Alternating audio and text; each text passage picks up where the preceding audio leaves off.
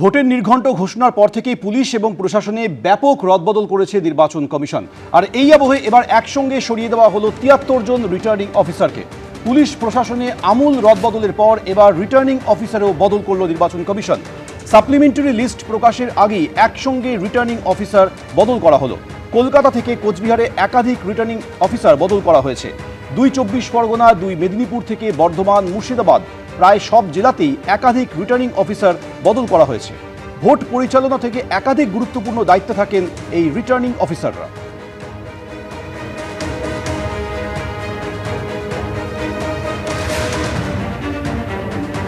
তিন দিনের মধ্যে ৫০ জন আইএস আইপিএস অফিসারকে বদলি করা নিয়ে মমতা বন্দ্যোপাধ্যায় তিনি বারবার সরব হয়েছিলেন। আর এবার রাজ্য সরকারের পক্ষ থেকে কল্যাণ বন্দ্যোপাধ্যায় তিনি একটি পিআইএল অর্থাৎ জনস্বার্থ মামলা করেছেন কলকাতা হাইকোর্টে, যেখানে আদালতের পর্যবেক্ষণ আইএস আইপিএসদের বদলির ফলে আদৌ কি জনস্বার্থ লঙ্ঘিত হয়েছে। এটা একটা জনস্বার্থ মামলা। রাজ্যকে উদ্দেশ্য করে এই মন্তব্য করেছেন হাইকোর্টের প্রধান বিচারপতি।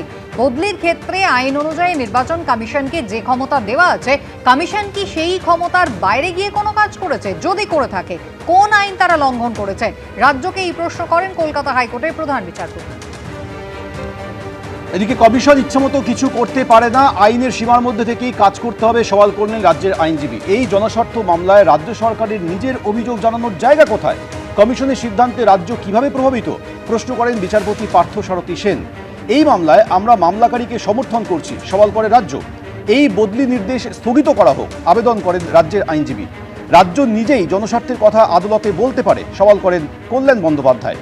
কমিশন তো পারলে নির্বাচিত মুখ্যমন্ত্রীকে সরিয়ে নিজের পছন্দ মতো কাউকে মুখ্যমন্ত্রী করে দেবে, হাইকোর্টে সওয়াল করেন আইনজীবী কল্যাণ বন্দ্যোপাধ্যায়। এদিকে কমিশনের উদ্দেশ্যে কমিশনের পক্ষ থেকে সওয়াল করা হয় যে তারা কখনোই বলেননি যে তাদের হাতে অসীম ক্ষমতা আছে। আইনের মধ্যে থেকে কাজ করতে চায় নির্বাচন কমিশন এবং তারা একটি নিরপেক্ষ প্রতিষ্ঠান। আইএস আইপিএসদের বদলির প্রসঙ্গে পাল্টা সওয়াল এভাবেই করে নির্বাচন কমিশন। নির্বাচন কমিশনের পক্ষ থেকে বলা হয় যে আরও যে 5টি রাজ্যে নির্বাচন হচ্ছে, কোথাও তাদের এই পরিস্থিতির মুখোমুখি হতে হয়নি।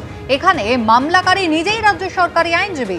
এই মামলার গ্রহণযোগ্যতা নেই বলে কমিশন দাবি করে কলকাতা হাইকোর্টে। শুধু পশ্চিমবঙ্গের ক্ষেত্রে নয়, অন্যান্য জায়গাতেও বদলি হয়েছে। যে স্বরাষ্ট্র সচিবকে এখন কমিশন নিযুক্ত করেছে অর্থাৎ সঙ্ঘমিত্রা ঘোষ, তিনি বিদায়ী স্বরাষ্ট্র সচিবের থেকে 7 বছরের সিনিয়র। অফিসার বদল হলে কিন্তু কাজ থেমে যায় না, এমনটাই দাবি করল নির্বাচন কমিশন। এবিপি আনন্দ, এগিয়ে থাকে, এগিয়ে রাখে।